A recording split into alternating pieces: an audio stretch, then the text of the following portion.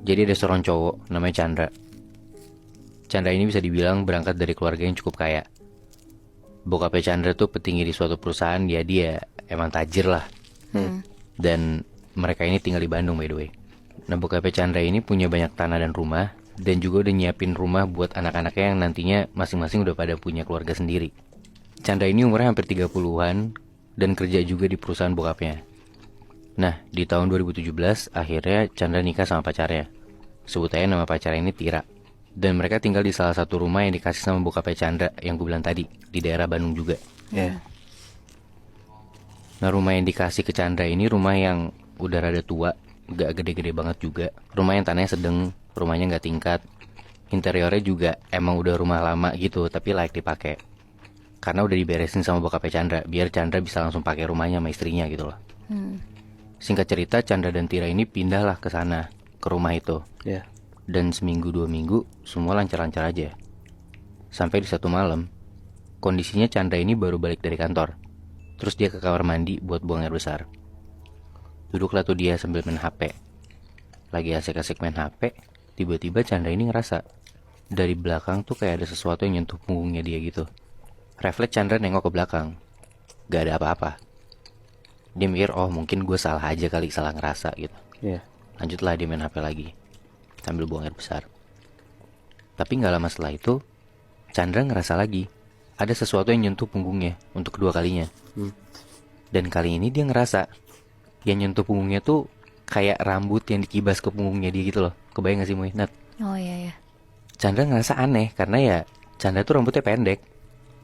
Dia coba nengok ke belakang lagi, tapi tetap gak ada apa-apa. Di situ Chandra risih banget tuh, kayak dia ngerasa yakin banget ada sesuatu yang nyentuh punggung dia, dan itu rasanya kayak rambut gitu loh, rambut panjang gitu. Chandra coba dongak ke arah atas karena di belakangnya dia tuh kayak ada jendela ventilasi buat sirkulasi udara di kamar mandi gitu loh. Kebayang gak sih? Nah, Chandra takut ada orang iseng yang kayak ngintipin dia atau kayak iseng mainin rambut atau apa tiba-tiba di kamar mandi gitu kan. Tapi dia coba cari-cari nggak ada apa-apa. Dia lihat sekeliling kamar mandi juga nggak ada apa-apa gitu loh. Ya udahlah, dari situ Chandra coba buat positive thinking dan selesain urusan ya buang air besar dia, terus keluar dari kamar mandi. Dan hal itu coba dibawa santai aja sama Chandra. Tapi ternyata beberapa hari kemudian tiba-tiba istrinya Chandra, si Tira, itu keluar dari kamar mandi, teriak-teriak dan ngomong ke Chandra kalau dia ngerasa digangguin di kamar mandi. Diceritain tuh sama Tira, pas dia lagi buang air di kamar mandi, Tira nih ngerasa kayak ada rambut nyentuh pahanya dia. Tira yakin banget itu rasanya kayak rambut, karena kayak rambut ini nyentuh pahanya dia gitu loh. Tapi beda dari Chandra, Tira ini ngeliat sesuatu. Tira bilang kalau dari arah jendela kecil di bagian belakang atas kloset itu ada tangan panjang banget muncul dari jendela itu. Tangannya tuh berurat dan keriput, kukunya panjang, nyoba buat narik kepalanya Tira. Ngelihat kayak gitu, Tira langsung teriak dan lari keluar dari kamar mandi. Resah dong Chandra dan Tira ini. Mereka ceritalah sama pembantu yang ada di rumah mereka, di rumah baru ini. Yang mana ternyata pembantunya ini tuh pembantu rumah yang udah kerja bahkan untuk pemilik rumah sebelum. Nah, di situ Simbo ini tanpa ragu-ragu langsung cerita panjang lebar. Tapi yang intinya tuh dulu dia ngasih tahu kalau yang punya rumah ini namanya Pak Warsito. Dan dia ini semacam anak buahnya bokapnya Chandra. Di satu waktu Pak Warsito ini kena musibah. Anaknya dia sakit keras sampai tabungannya Pak Warsito ini habis, dan akhirnya Pak Warsito minjem duit ke bokapnya Chandra. Nah, bokapnya Chandra ini minta jaminan atas ya utangnya si Pak Warsito itu. Bokapnya Chandra minta jaminannya tuh rumahnya Warsito ini, yang awalnya si bokapnya Chandra tuh ngomong kalau rumah ini jadi jaminan formalitas aja, ya buat keamanan juga gitu loh. Nah, di situ Warsito nggak mikir apa-apa, ya udahlah, gue butuh duitnya juga gitu kan. Tapi singkat cerita, anaknya Pak Warsito ini nggak bisa ketolong, meninggal. Dan dengan keadaan tabungannya Pak Warsito ini udah habis, utang ke bokapnya Chandra juga udah banyak, dan dia nggak bisa bayar. Pas dia minta keringanan, bokapnya Chandra ini nggak mau. Sampai akhirnya yang tadinya rumah itu dijadiin jaminan cuma buat formalitas doang, rumah ini malah diambil sama bokapnya Chandra. Dan keluarga Warsito tuh dipaksa keluar dari situ. Warsito kesel banget Moy, Nat. Karena ya itu rumah dia satu-satunya. Warsito dan keluarganya juga udah lama tinggal di situ. Ya. Tapi rumahnya diambil paksa sama bokapnya Chandra gitu loh. Sampai sebelum pergi pun, Warsito bilang ke Simbo ini, ke pembantunya, kalau dia tuh nggak rela rumah ini diambil.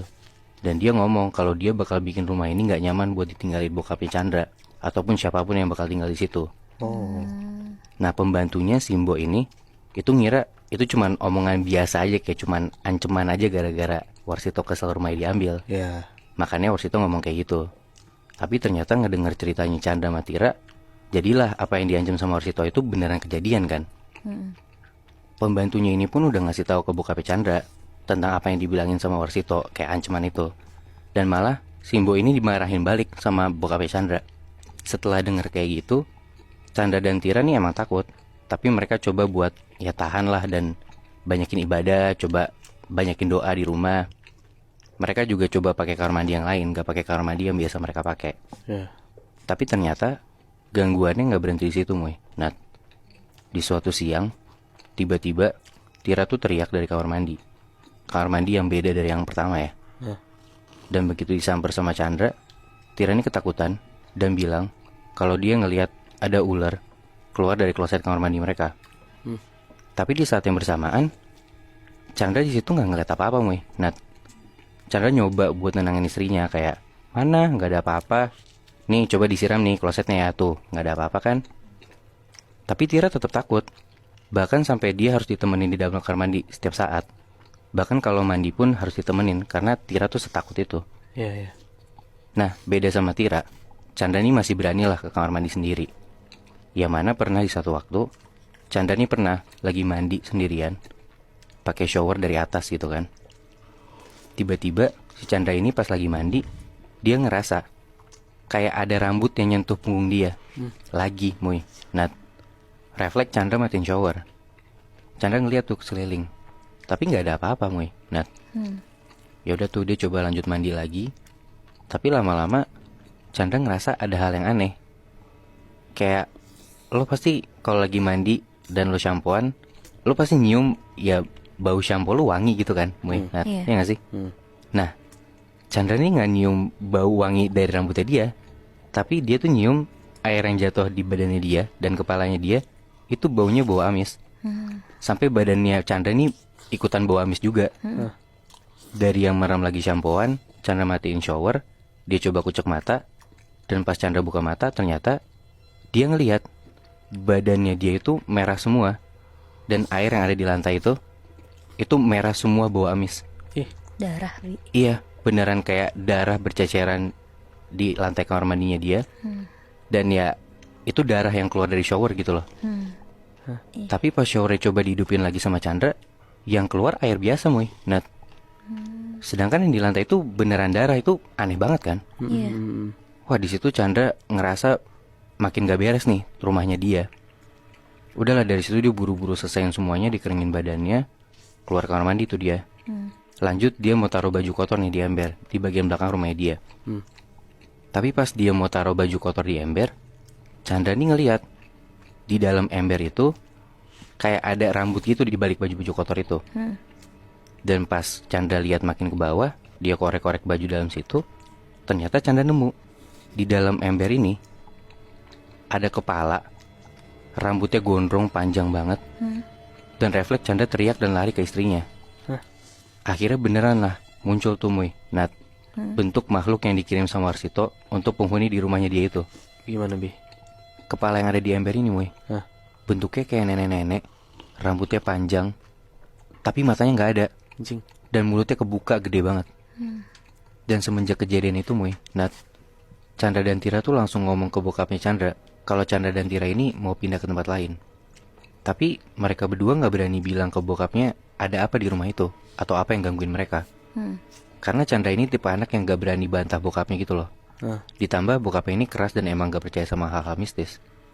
Karena gak mau cari perkara, akhirnya Chandra bikin alasan lah kalau dia mau coba tinggal di rumah kontrakan yang lebih kecil pakai hasil uang tabungan dia dan Tira. Dan semenjak hal itu benar aja, Tira dan Chandra ini gak pernah diganggu lagi di rumah barunya.